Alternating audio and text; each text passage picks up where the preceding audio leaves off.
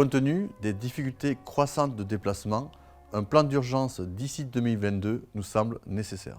Nous avons la chance d'avoir une région volontariste qui a déjà amélioré l'offre sur les principaux axes et prévu d'augmenter la taille de chaque train. C'est super, cela devrait permettre déjà une augmentation notable de la fréquentation des TER. Mais elle dit aussi que ses ressources financières sont contraintes par l'État et qu'elle ne pourra seule financer de nouvelles améliorations avant 2025.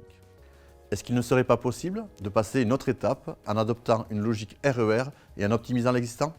À l'automne dernier, Rallumons l'étoile a proposé 3 actions concrètes qui ont suscité beaucoup d'enthousiasme. Des trains de 6h à minuit, comme le métro ou les bus linéaux.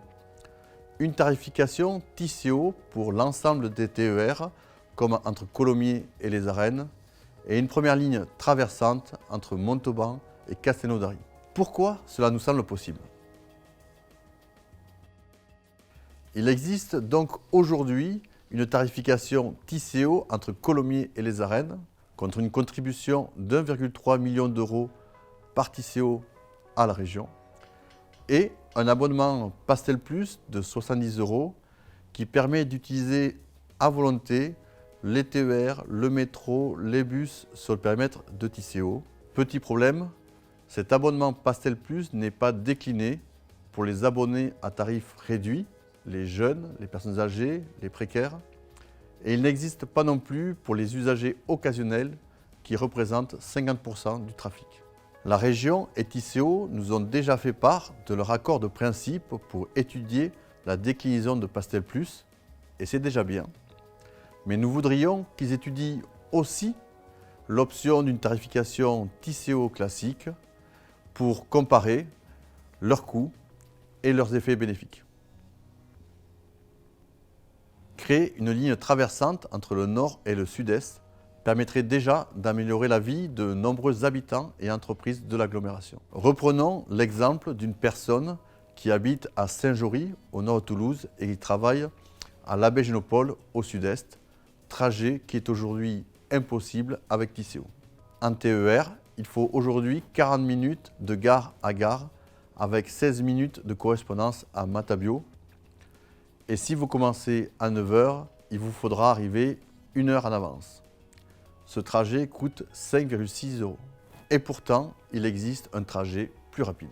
Vous pouvez prendre un train à 7h50 à Saint-Jory, arriver à Matabio à 8h02, prendre un autre train 6 minutes plus tard et arriver à Labège à 8h17. Ce trajet de 27 minutes vous coûtera 6,4 €. L'application SNCF ne vend pas ce billet parce qu'elle estime que 6 minutes, c'est trop court pour changer de train, sauf qu'il s'agit de la même rame. Incroyable, non? Essayons de comprendre. En effet, pour optimiser l'exploitation, il s'agit a priori des mêmes rames qui réalisent les trajets Montauban-Toulouse et ensuite Toulouse-Carcassonne ou Toulouse-Perpignan.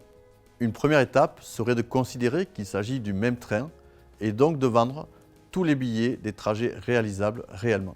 Deuxième étape possible serait de distinguer un Montauban-Castelnaudary s'arrêtant dans toutes les gares et un Toulouse-Perpignan plus rapide et vraiment dédié aux déplacements régionaux.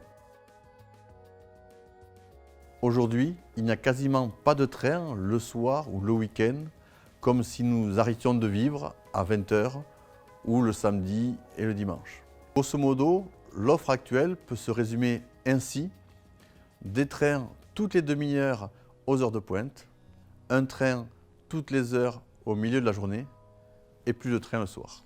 Et bien sûr, une offre très réduite le week-end. Nous souhaitons un renforcement de cette offre avec un train toutes les demi-heures toute la journée, un train toutes les heures le soir jusqu'à minuit et plus de trains le week-end. Vous allez vous dire, c'est super, mais cela va sûrement coûter beaucoup plus cher, non? Eh bien, pas forcément. Prenons l'exemple de la Corse. En 2011, la région a décidé de cadencer ses trains et d'augmenter l'offre en milieu de journée, le soir et le week-end. Elle a rajouté 30% d'offres. En 5 ans, la fréquentation a augmenté de 70% et sa contribution, car les transports en commun sont toujours déficitaires, est restée la même. Alors, pourquoi? Parce que faire rouler plus des trains qu'on a déjà, sur des voies qu'on a déjà, cela coûte un peu plus cher en personnel, en entretien, en péage. Mais une offre cadencée et attractive génère toujours une augmentation très importante de la fréquentation. Les recettes supplémentaires compensent en général le surplus des dépenses. Ce modèle du cadencement intégral est celui qui existe partout en Europe. C'est d'ailleurs ce que la SNCF fait avec le nouveau RER franco-suisse de Genève. Avec ces propositions, nous avons voulu montrer que nous pouvions améliorer concrètement et rapidement la vie de beaucoup de monde en optimisant l'existant. Peut-être ne sont-elles pas applicables telles quelles, mais il n'est pas possible de ne rien faire si des améliorations rapides et peu coûteuses sont réalisables. C'est pourquoi il faut lancer un plan d'urgence pour un premier pas d'ici 2022.